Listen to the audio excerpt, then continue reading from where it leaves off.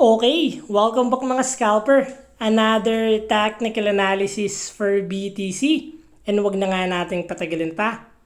Daily time frame is isang green candle. Good news is meron ng sumasalo ng selling pressure after ng red candle yesterday. Silipin natin yung possible scenario sa lower time frame. Kung makikita natin, BTC is nagkaroon na tayo ng first higher low. If i-continue ni BTC yung momentum to create another higher low, without breaking this, possible magkaroon tayo ng continuation to uptrend. And since dahil nagkakaroon na tayo ng breakout sa trendline resistance, sumusubok na, nagkakaroon na tayo ng sign of weakness sa seller's momentum. But masyado pa rin crucial the moment na mag-approach si BTC ng trendline resistance natin. Dahil may pangalawa tayong trendline resistance, kung magkakaroon ba tayo ng another rejection or breakout.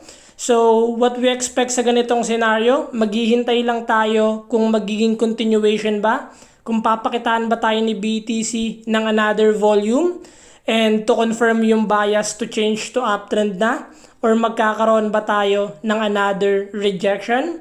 So we will always wait na lang sa magiging reaction, kung red candle ba with big volume to confirm yung rejection, or break out this trendline resistance to change to uptrend na yung momentum ni BTC.